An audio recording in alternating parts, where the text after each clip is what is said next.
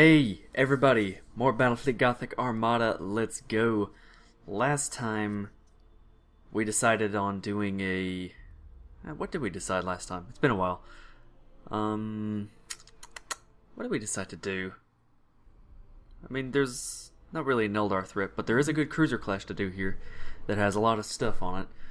What does it have exactly? It has space stations. Okay, repair costs increase if I lose it. It also has, Cardinal World. Okay, so it's increases the chance of the sedition rates, the Imperial Navy rebellions, and Inquisitorial bastions. That's important too because I'm actually gonna try and get my big shot, my Overlord cruiser or battle cruiser, the Inquisition favor.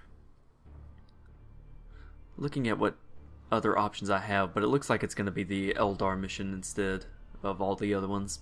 Even if the Orcs and the Chaos do have a higher threat rating, I like to keep the Eldar rating of threat down pretty low, just so I don't have to do it anymore. And I still don't know what that blue symbol means. I guess that means that maybe the Adeptus Astartes will be fighting with me on that mission. I guess that's what that means, but I can't be sure until later, I suppose. Defender 600 points against the Eldar shouldn't be too much of a threat. I'm actually gonna go ahead and take that mission.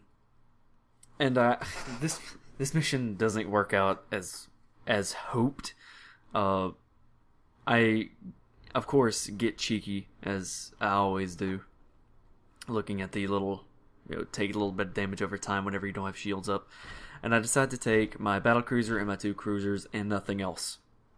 I flirt with the idea of maybe taking one of my Dauntless cruisers, but I decide against it and just decide to go for the extra points, which incidentally will allow... I mean, I'm really trying to get as many points as possible because I'm really close to getting the amount of points needed to get my Inquisitorial battle cruiser, but I'm not quite there. And this mission's pretty much going to do it no matter what, but I want extras. I want extra points just so I have enough to repair ships if I need to, or whatnot. As usual, finding the nearest gas cloud and starting dead inside of it because why not? I mean, I'm always going to start in these gas clouds. I'm not sure actually what this does to the AI because they seem to gravitate towards your location anyway. Ship ready. Okay, so there's 5 enemy ships, not including escorts. Awaiting orders. And against my 3.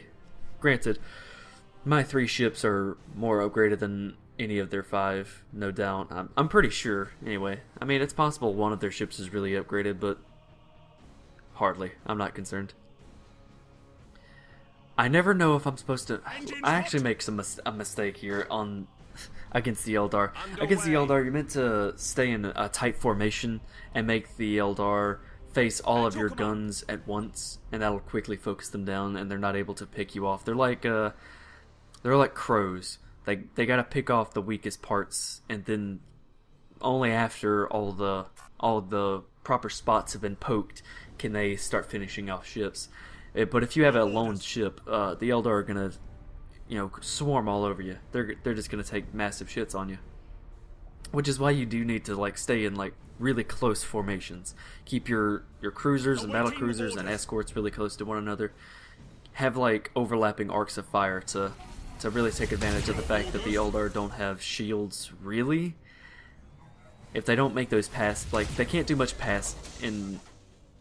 damage in a pass if you have so many ships there. Eventually you're going to outdamage them in a pass, and it's not worthwhile for them to make those really quick sweeping motions with their ships.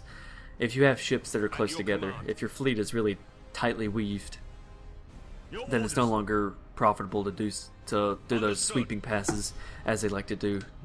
No longer profitable to swoop.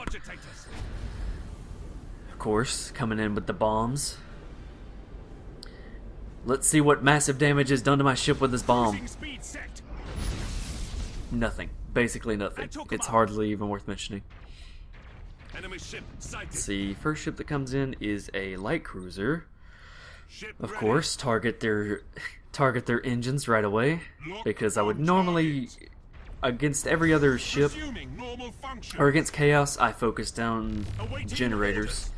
Against Eldar, I focus Activating down tactical cogitators. engines. Against Orcs, I think I also focus down engines, just to stop them from doing their, Oh my god, that light cruiser's almost dead already. And you see, I'm already starting to get a divergence here. Course. My two cruisers are together, Activating tactical and I cogitators. quickly stop one of my cruisers from going into that bubble that's inevitably gonna pop in. And that's gonna suck. Course plotted. But one of their light cruisers is pretty much down, and that's always nice to see. Run away, get out of there, get out of the stasis bomb. Having low shields and getting caught in the stasis bomb is a bad deal. Your orders. Animated out safely, no problem. But I identified their cruiser on the way out, that's not good. It's not good at all. Ship ready. Although, yeah, and that stasis bomb essentially created the divergence, because if my ships had been together, this wouldn't happen. But you can already see that poor Resuming normal functions. Battlehog is. It's always Battlehog. Battlehog's always taking the damage. He's always getting shit on, Helm and I don't know why it's always works out that way. But and he's getting chased down by the enemy cruiser. All the guns are on the prowl, so he's just getting shot in the rear armor. Bad play on my part. I should have kept him over there with my other ships, or maybe I should have just let him stay in the stasis bomb, just so that I could have both of his flanks covered with my other two ships.